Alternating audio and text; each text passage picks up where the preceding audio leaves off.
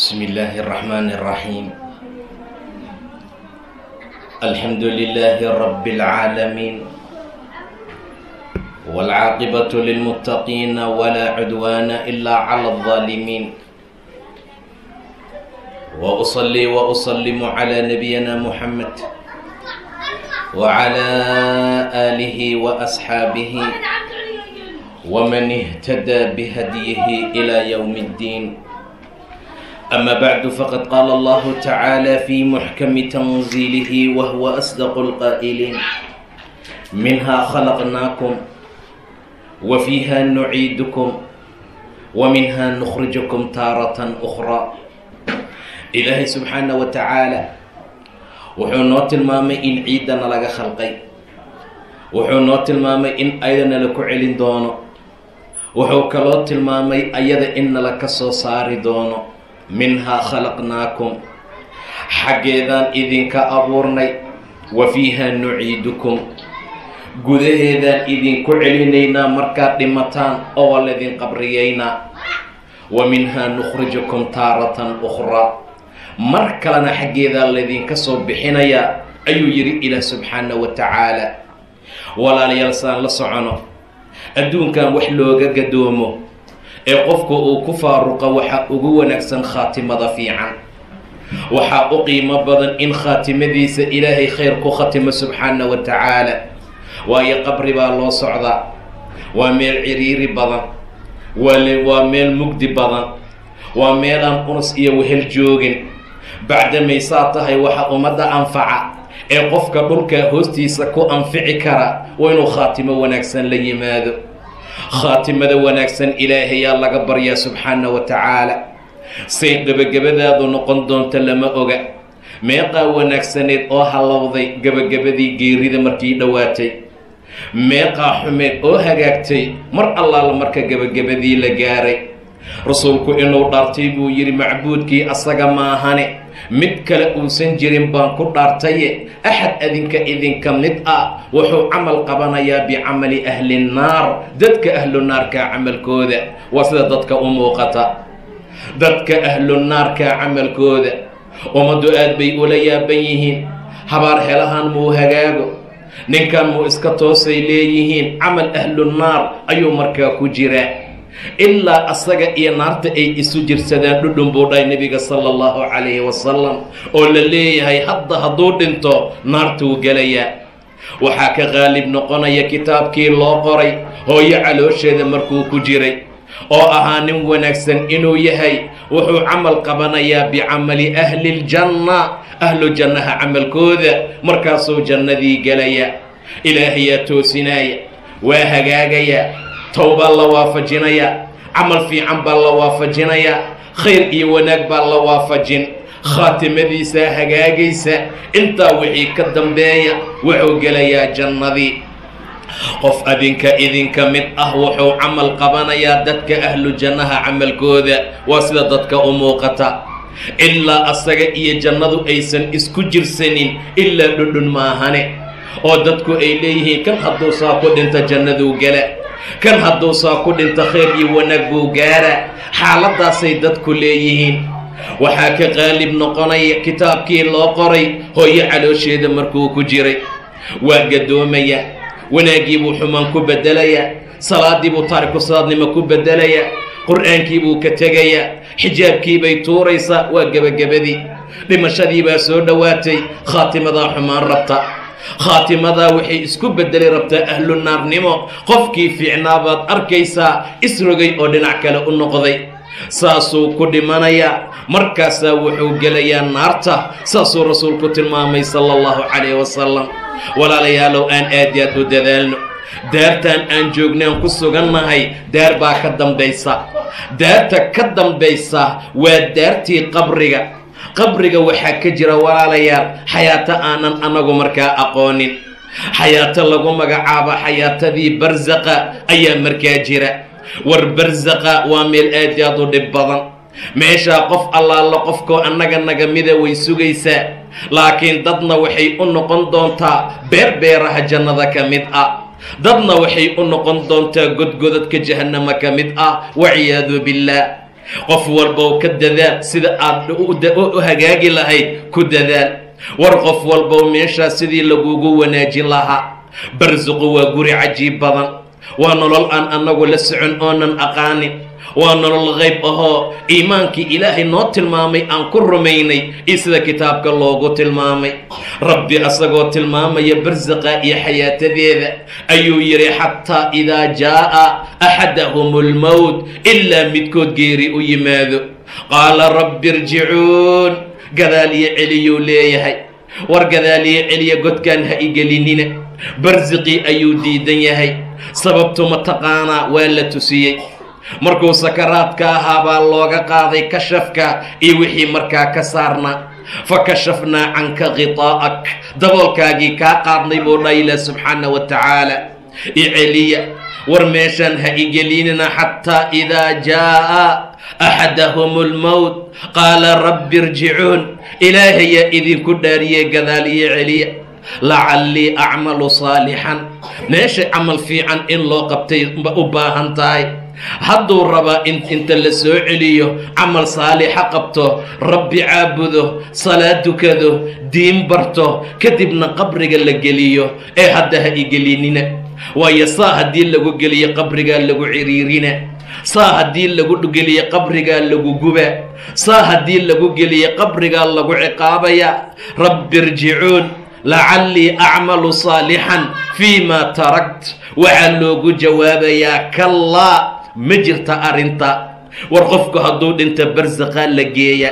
qofku hadduu dhinto ciiddaa laga hoos mariya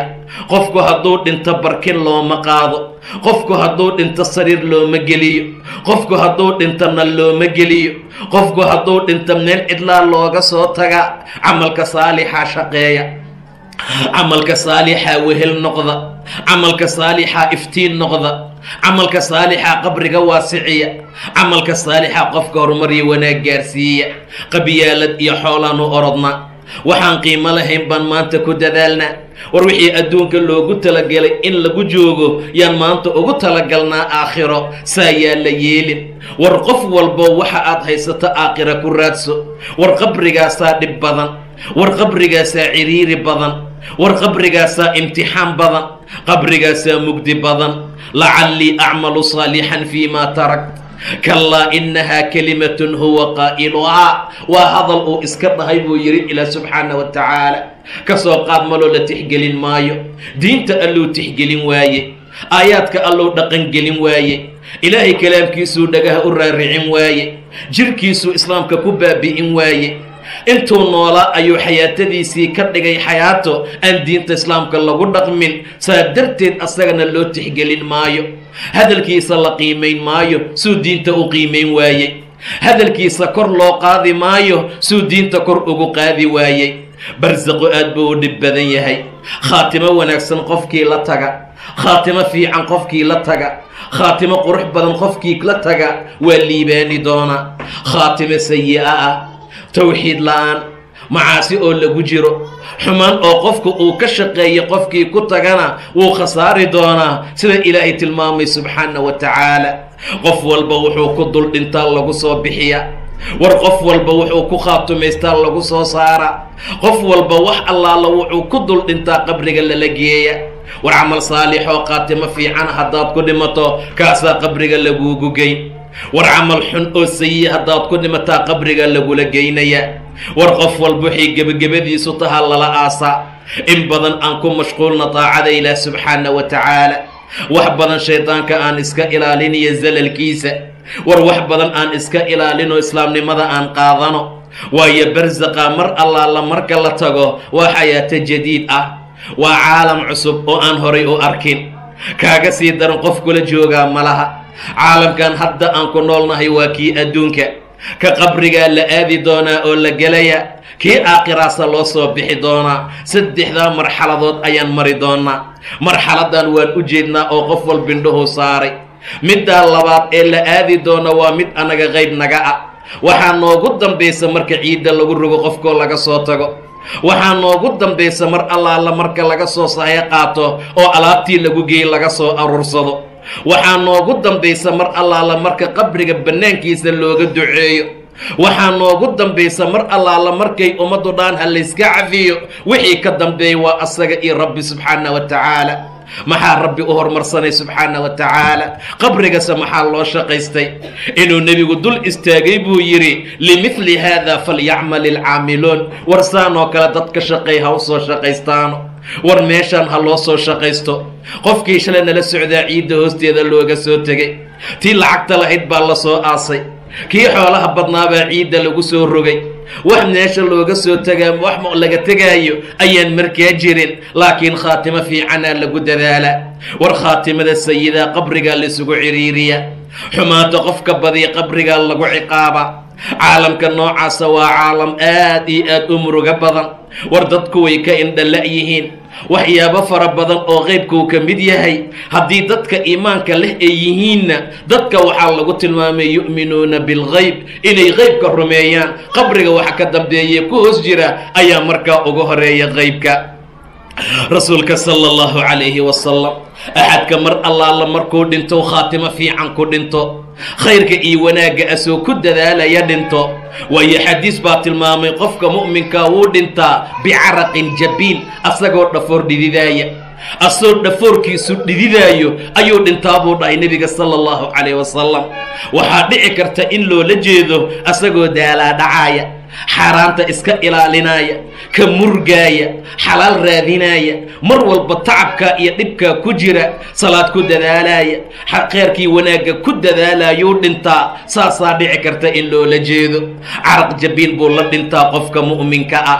khaatimo wanaagsan buu la dhintaa mar allaala markaysaa xayaatada uga baxdo malaa'igtu waa u diyaar karfan carfaysa xunuub qiimo badan intay qaadaan bay nafta kor u geeyaan korayna ula baxaan ahlu samaawaadkaa la cajabta walaalayaal war waa maxay naftaan tiibka ah war waa maxay naftaan imtiqaana udgoonka badan yay ahayd naftaan saa u carfaysay u qiimaha badan camalkay qabteen baa fiicnaa waxay sameeyeen baa fiicnaa khaatimaday ku dhinteen baa fiicnayd wixii ay cuneen baa tiib ahaa oo fiicnaa waxay labisteen baa xalaal ahaa wax allaala wixii wanaag ah oo khayra way sameeyeen saa darteed bay malaa'igtu la tacajubayaan udugeeda in allaalinta samaawaadka la sii marsiinaayo war qof walbow ku dalal inaad saa noqoto war qabriga ha lagu geeyo adoo udgaaya udugaan ay dadku ku marinayaan midka malaa'igta ha kaaga qiimo badnaado war karfantan ay dadka ku gelinayaan ta malaa'igta ha kaaga qiimo badnaato mar allaala markay samaawaadku saa u marayaan yay malaa'igtu majeersanayaan alla udgoon badana alla caraf badana oo yay ahayd nafsadan waa fulaan ibnu fulaan waa fulaan ibnu fulaana waa heblaaye qofka la sii wado xaggee loo wadaa rabbi agtiisa subxaana wa tacaala xaggee loo sii wadaa xagga allah waa ciliyiin kor baa loo sii qaada mar allaala marka la geeyo rabbi subxaana wa tacaala wuxuu amrayaa ama uu farayaa in la geeyo meesha ciliyiin ah jasadkiibay dadku dhaqayaan jasadkiibay dadka nadiifinayaan jasadkiibay karfan cadgelinayaan jasadkiibay miskii catar u marinayaan jasadkiibay janaase ku qaadayaan jasadkiibay dhulka gelinayaan markaasaa ciidda lagu aasaa walaalayaal ilaa ilaahay subxaana wa tacaala oo idma in ruuxda dib loogu soo celiyo si su-aalooyin qabriga loogu weydiiyo xayaatadii barsaqaa bilaabatay baqi maayo cabsan maayo walwali maayo intuu sakaraadaayey ayaa loo yidhi allaa takhaafuu walaa taxzanuu wa abshiruu biاljannati alatii kuntum tuucaduun waraa cabsaninoo ha murgoonine war jannaad u socotaan maanta naxnu awliyaa'ukum fi lxayaati اddunyaa wa fi alaakhira war naf fiicanaasaa loo dhahaa war naftiib ahaasaa loo dhahaa gabar jalbaabataasaa loo dhahaa tuxan iska ilaalisaasaa loo dhahaa tu jasadkeeda ilaalisaasaa loo dhahaa tu rabbi caasisoo khaatimo xumo ku dhimatay dhigadaalaanu ka arki doonnaa dhibaato fara badan baa u dambaysa walaalayaal dhulkaa iyo caalamkaa cusub aan u diyaar garowno ilaahay asoo tilmaamaya ayuu yidhi uma asabiila yasara ثم أماته فأقبره ثم إذا شاء أنشره وادمان أو والدوغا حلقوا دونونا الله كسو صاري سبحانه وتعالى هذا بقبرك عرير يواسعتني من لبضب واليه قفك قاتمة في عن سميستنا عالمك وعوكولا نولانا يا حياة يا قيمة بضن war qofka asagoo maqlahaya raggii iyo dadkii meesha ku sagootiyey ee ciidda ku rogay dacaskooda shanqartiisa la soo fadhiisin sida nebigu tilmaamay sala allahu calayh wasalam su-aalooyin baa la weydiinayaa war su-aalaha la weydiinayaa maxay ka kooban yihiin ma taqaanaan war su-aalahana la weydiin doona waa waxaan maanta nacnay waa maanta waxa bartana la kala yahay waa waxa maanta aan ka hijroonay war nebigaana la su-aalayaa sala allahu calayh wasalam ma naqaana qisadiisii taariikhdiisa rabbigeen baa nala weydiinayaa ma naqaana cadamadii awoodda uu leeyahay subxaana wa tacaala diinteennaa nala weydiinayaa maanta qabiil baa diin noo ah ganacsi iyo dukaamaa diin noo ah fisqi iyo macaasi baa diin noo ah filin iyo heesaa diin noo ah qabrigase haddiina la dhigo oo nala weydiiyo diintiina waa maxaa lagu jawaabi doonaa maxay dadku celin doonaan maxayse rususha alla u soo diray ay markaa u celinayaan nin saxaabi baa dhintay wuxuu yidhi markuu sakaraadka ahaa haddii aan dhinto oo aan geeriyoodo qof dumarayaysan i raacin oo naacyaha ooynaysa dab iyo naaryaan layga soo daba qaadin buu yidhi mar allaala markaa laxdigii iyo godka ay dhigtaan ciiddana aad damacdaan inaad igu shubtaan si shanni ahoo tartiib ah ciidda iigu shuba mar allaala markaad aaskayga dhammaysaan oon ciidda ka hoos maro oo aan soo bixi karin oo meesha ugu dambaysa aan maran joogo waxayga kala tegina ila joogoo cabbaar agtayda fadhiya intii ratigeela laga gowraco oo hilibkiisa la qaybiya in la eg ila jooga waxaan rabaa inaan idin weheshto oo aan ogaado rususha ilaahay ii soo diri doonaa su-aalaha ay i weydiin doonaan jawaabtaan markaa ka bixinaayo ha iga kala ordina isla markii ha iga kala yaacina meesha keligii yaa ku ahay meesha cidluu ku yahay xaas iyo wiil ma joogo walad iyo waalid ma joogo qabiil iyo kaaba qabiil ma leh isla markaad ciidda igu shubtaan qadar ratigeela la gowraco hilibkiisa sadaqa loo dhiibo intaa ila jooga aan idin weheshtee meesha wehel ma jira walaalayaal meesha hooyo ma joogto walaalayaal meesha aabba ma joogo meesha xaas iyo oday ma joogo carruur ku dhaad dhashayna meesha ma joogaan war qof walba oo camalkaaga fiicnay war meeshaa meel loo shaqaysta ayadaa mudan qabriga rasuulka sala allahu calayhi wasalam danni buu leeyahay buu yidhi qofka mar allaala marka la dhiga wuu ka naxsadaa haddii axad badbaadi lahaa cuhmaan waxaa ka badbaadi lahaa sacd ibni mucaad ninka lagu magacaabo markuu dhintaa allah raxmaanka carshigiisa rucday 70,000 oo malag yaa aaskiisa ka soo qayb gashay ninkaasaa badbaadi lahaa isla markii axadka la dhigo intuu isku yimaado uu dhaqdo mid ciriiri ah xaaladaasuu noqda dadna alla waa u waasiciyaa qolana waa lagu sii ciriiriya ilaahay subxaana wa tacaala in laga cabsado waa lagama maarmaan cidmaan baa oohin la joojin waayey qabri baa laga sheekeeyey rasuulka sala allahu calayhi wasalam annagoo nin janaaso aasaynuu noo yimid yay dhaheen koox saxaaba ah ulbaa koo ruutuu dhulka ku xarxariiqaya saxaabada waxay dhaheen nebiga waa noo yimid waana fadhiistay qabriga gaarkiisa mar allaala markuu fadhiistay ayay saxaabadu gaarkiisa fadhiisteen wax hadlaayaa male wax dhaqdhaqaaqaaya male wax shanqaraaya malaha waxaad mooddaa madaxyaalkeena inay shimbir saaran tahay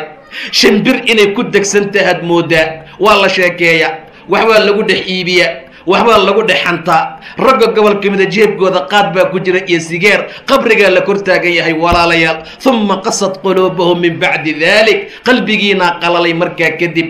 xijaab iyo dhagxaan bay qalbigaalkeenu noqdeen dhagxaantaaba jilicsan qalbigeenna marka la fiiriyo war nin qabri ku dul sheekeeyey war nin qabri sheeke ku sameeyey qabri ku dul xantay sigaar ku dul cabay xoolo xaaraana ku dul wata waxa dhiman maxay yihiin walaalayaal khaatimada aad iyo aad ugu dadaala khaatimada xun iska ilaaliya khaatimada fiicanna aad iyo aad ha loogu dadaalo rasuulka sala allahu calayhi wasalam saasuu ugu xarxariiqayaa ushi markii janaasadii la aasay ayuu yidhi war walaalkiin istikfaaru weydiiya war ilaahay u barya subxaana wa tacaala ma u jeedaa xataa alla ma baryan karo ma dukan karo ma soomi karo ma xijaaban karto sadaqa lama baxsan karto hadda waxaasoo dhan waa samayn karnaa laakiin culaysaa naga saaran shaydaan baana hortaagan laakiin xaaladdu qofku marxaladdaa uu gaaro wuu jeclaanayaa intaa inuu sameeyo laakiin ma awoodi karo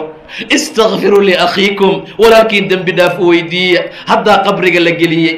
haddaa la duugay caradaa laga hoos mariyey ummadda korkiisay marayaan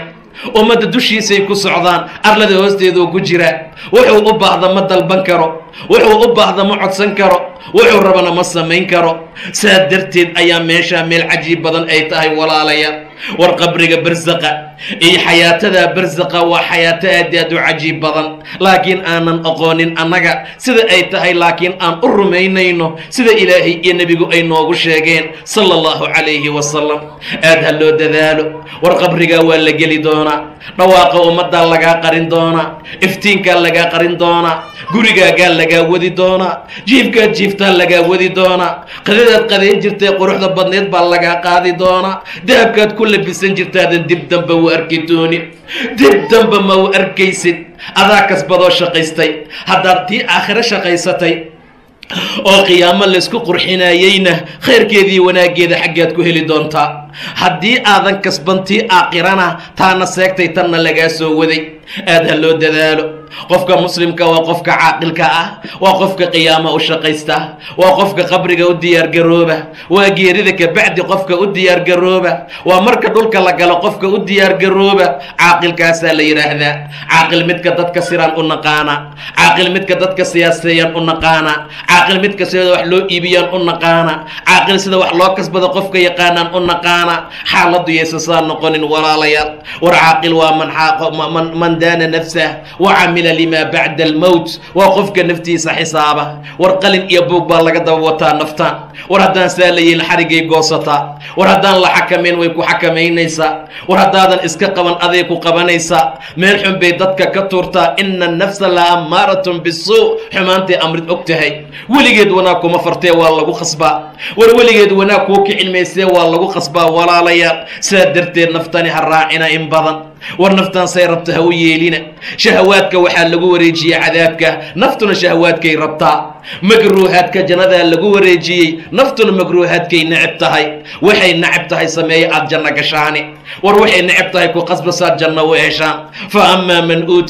فأما من طغى وآثر الحياة الدنيا فإن الجحيم هي المأوى وأما من خاف مقام ربه ونهى النفس عن الهوى فإن الجنة هي المأوى ساسي دادكو كلا نقن دونا والسويدين دونا سؤالوينك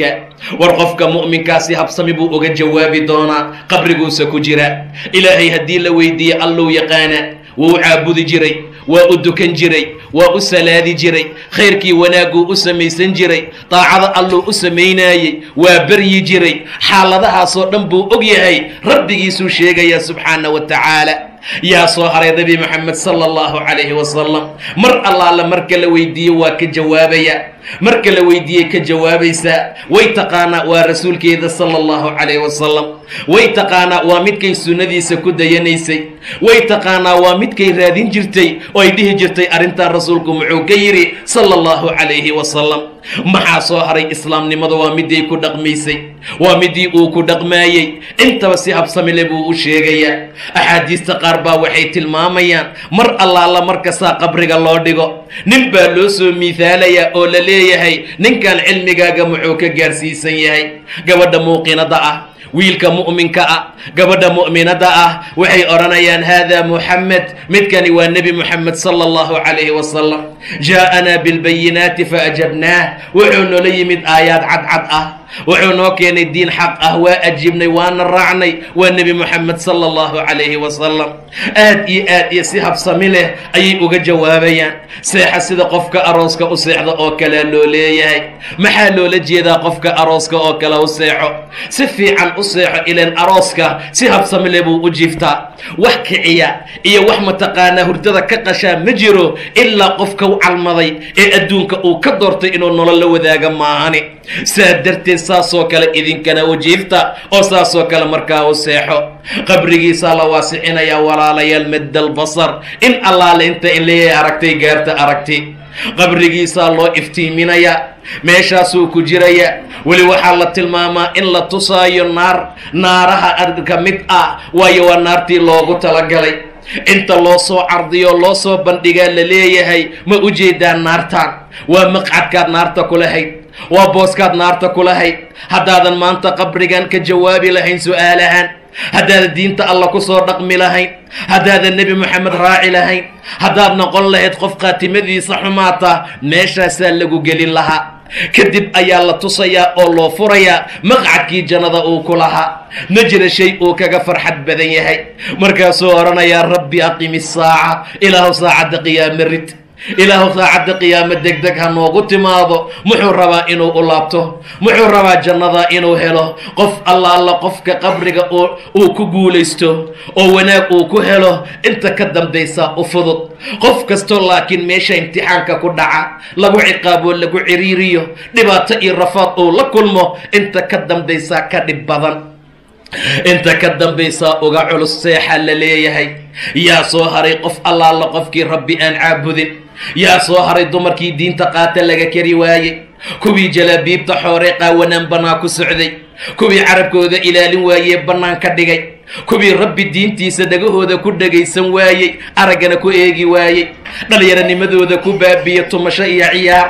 oo aan rabbi jasadkooda diintiisa aan ugula dhaqmin. xaaladdaa iyo kuwii noocaasaa soo haray. ragga xaaladooday saa ahayd baa soo hartay. mar allaala markaysaa uga baxda nafsadda, ayadoo qurun ah, ayadoo uraysa, ayadoo dhib badan ayaa kor loo qaadaa. ilaahay waxaa kor u aadaa wixii wanaagsan. ilayhi yascadu lkalimu اطayib waalcamalu الsaalixu yarfacu. kor baa loo qaadi lahaa naftiiba hadday ahaan lahayd. malaa'igtu maba gaaraysaba, albaabahaa laga soo xirtaa buu dhahay nebiga sala allahu calayh wasalam. samaawaadka albaabahoodaa laga soo xiraa. intii rabbi ku kufrisay, aayaadka ilaahay qaadan weysay, diinta ku kufrisee beenisay, wuxuu rabbi yidhi subxaana wa tacaala laa tufataxu lahum abwaabu asamaa, samada albaabaheeda loo furi maayo. walaa yadkhuluuna aljanna, jannana geli maayaan xataa yelija aljamalu fi sami alkhiyaad, ilaa cirbad meesha jeexan ee yaree dunta laga geliyo ratigeela uu ka baxa buu dhaha ilah subxaana wa tacaala.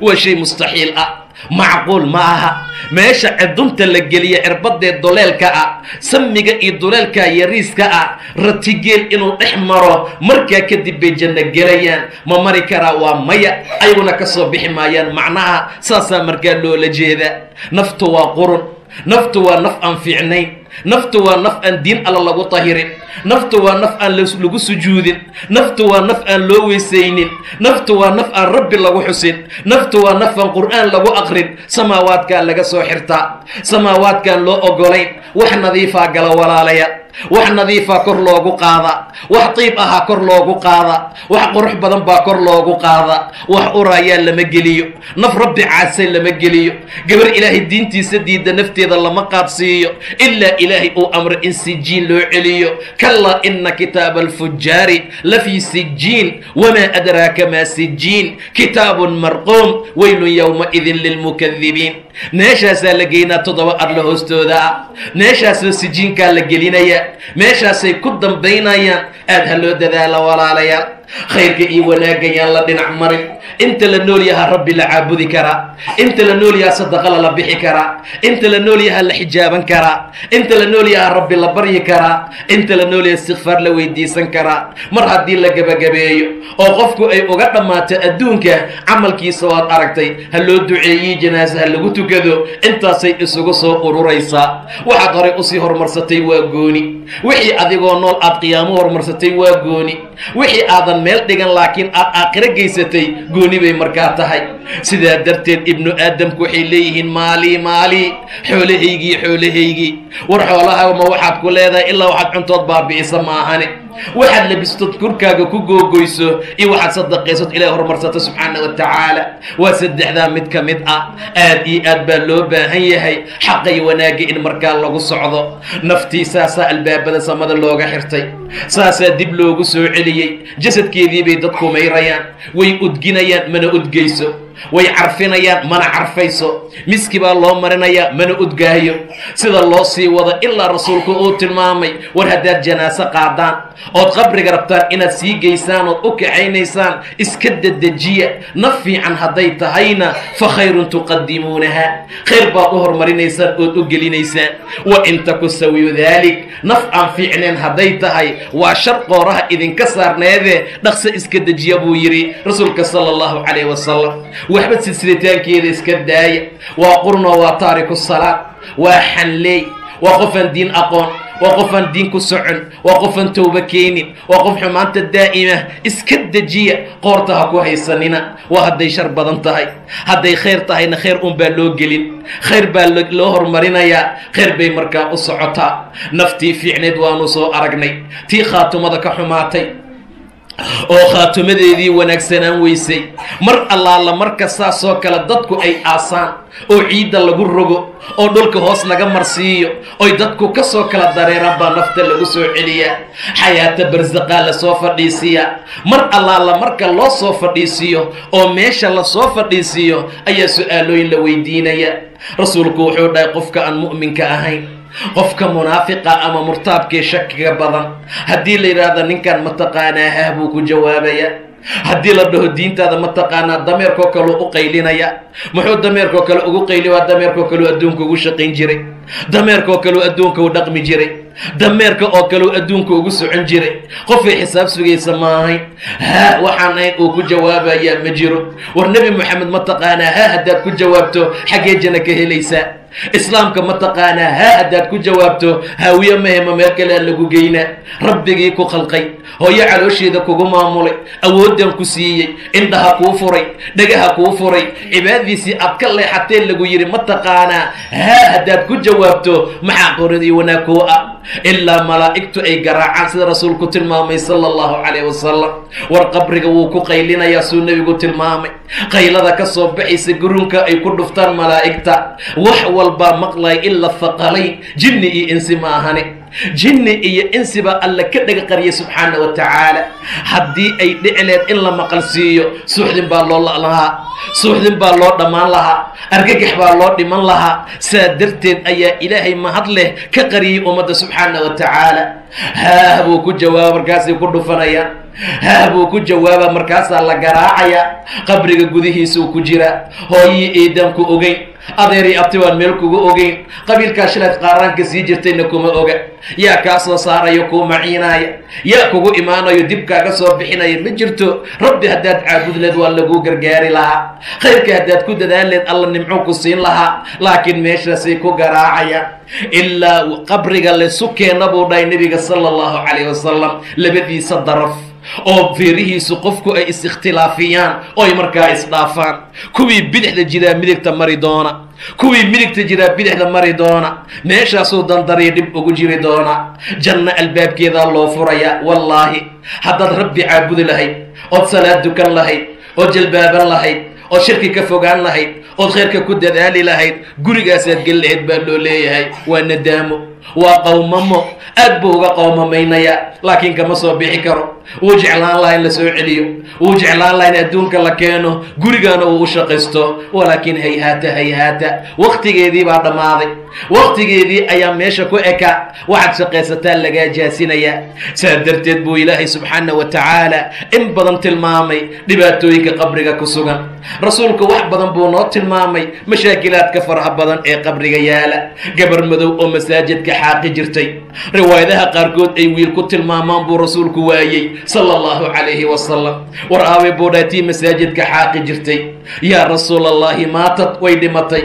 rasuulku wuxuu yidhi waxay dhaheen way dhimatay waana aasnay habeennimaa la duugay inanta nebigu aad buu uga xanaaqay sala allahu calayhi wasalam afalaa kuntum aadantumuunii maxaa iigu soo sheegi weyseen buu yidhi war gabadhu qiimay leedahay beed allay nadiifin jirtay guriga allay xaaqi jirtay guriga allay qashinkii wasaqda ka ilaalin jirtay dadaa ka shaqeeya goobaha khamrada lagu cabo dhalooyinka ka qaadqaada waciyaadu billaah beedka ilaahay bay qashinka ka saaraysaa guriga ilaahayay ka shaqayn jirtay maxaa iigu soo sheegi weyseen ayaguna waxay isteen nebi maxamed yaan la soo dhibin waa habeennime iska aasa intaa wixii ka dambeeya hadda igeeya buu dhahay nebiga qabrigeeda waa la soo kaxeeyo qabrigeedii baa la keenay waa ku tukaday nebiga waa u duceeyey rasuulka sala allahu calayhi wasalam ma u jeedin buu yidhi qubuurtan meesha yaala dhammaan mugdi bay ku jireen rabbi baa ku iftiimiyey salaadii gabadhan aan ku tukaday ilaahay subxaanahu wa tacaala suu u sharifay khayr iyo wanaagna uu u siiya fiiriya. qabrigu waa mugdi, saasaa la tilmaamaya. qabriga waa laysku ciqaabaa, taasaa la tilmaamaya.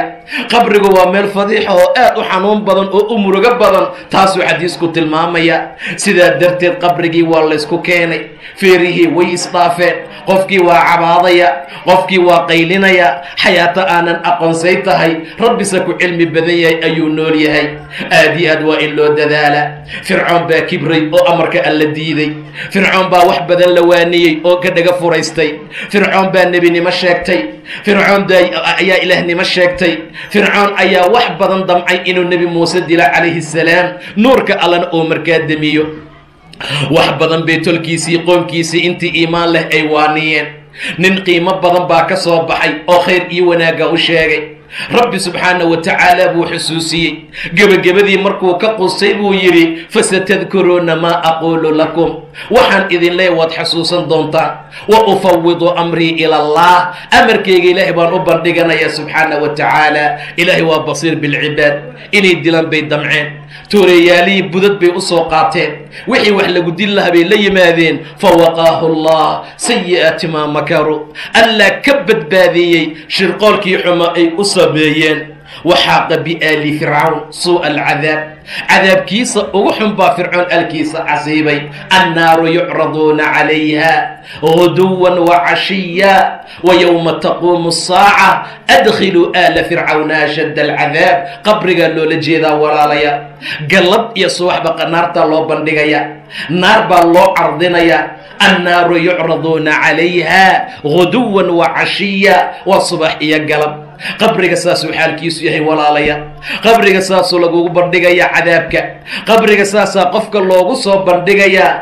subax iyo galabba. maalintay qiyaamo qumayso oo aakhiro la gaarana waxaa loo oranayaa fircoon iyo aalkiisa geliya ashadda alcadaab, cadaabkiisa ugu daran ayuu yidhi ilaah subxaanahu wa tacaala. haddaba qofka khaatimada fiican ku shaqaysta ee khaatimadiisa gebagaba ku dhammaata oo qowlkiisa ka u dambeeya tawxiid noqda oo camalka saalixa mar walba ka shaqeeya, dembi iyo xumaan hadduu asiiba alla u soo degdega, qofka noocaasa in badan buu liibaani doonaa. war khaatimada wanaagsan qabrigaa lagugu qiimaynaya. ninaa carafa nebiga la taagnaa sala allahu calayhi wasalam,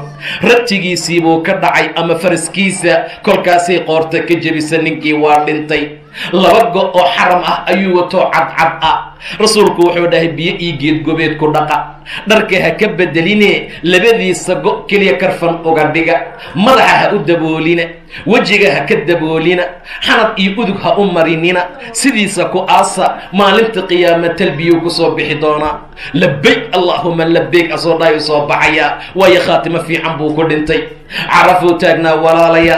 catarka looma baahna, ilan catar uma baahnay asaa udgaya oo khaatimadiisaa fiicnayd. madaxa ha u daboolina, ilan weli waa xaaji. wejiga ha u daboolina, ilan weli waa xaaji. maalinta qiyaamo waa soo baxaya asagoo la beegsanaya, talbiye asagoo akrinayuu soo baxaya. xaaladaa aad aad waa inaan ugu dadaalno. war qof walba wuxuu ku dhalinyaroobuu ku duqoobaa. war qof walba wuxuu ku duqoobuu ku dhintaa. war qof kasta wuxuu ku dhintaa lagu soo saaraa walaalaya. dadaa ayagoo durbaana garaacay lasoo bixin doonaa qiyaamo ciyaadu billah.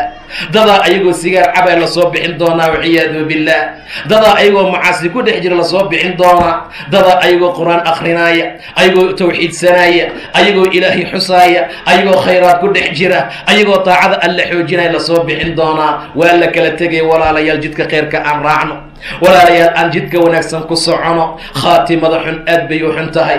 khaatimada xun ma wanaagsana. warba qofka khaatimadiisu xumaata dhibaato fara badan buu leeyahay. war dad badan baa khaatimo xun ku dhintay. wardadaa kutubka qur-aanka inta loo soo qaaday diiday oo tuuro nafta uga baxday. wardadaa laa ilaaha ila allah dhaha inta la yidhi laa ilaaha ila allah waa ku kufrinay yidhi. wardadaa afkooda waxa ugu dambeeyey waxay ahayd awoogay diintiisaan haystaa, sida ninka lagu magacaabo abi aalib oo kale. war misaananatii dhibaatada waxa keeni kara waa qofkoo diinta qalbigiisa ka qalasha, waa qofkoo rabbi xuskiisa yareeya, waa qofkoo macaasidu ay la macaato, waa qofkoo dembiga iyo dunuubta ay la badato, waa qofkoo rabbi subxaanahu wa tacaala diintiisa ku dhaqmi waaya. aad iyo aad aan aan isaga ilaalino. khaatimo xun wax wanaagsan ma aha. khaatimo wanaagsan ayaa khayr iyo wanaag lagu gaaraa, sharaf iyo cizi lagu mutaystaa, ilaahay agtiisan lagu hormaraa adduuniya aakhiro. qabrigana xaaladiisu waa sida oo barsaqa iyo dhulka ciriiriga ah yaa ummadda la geeyaa. in allaala inta qiyaamo la gaarayana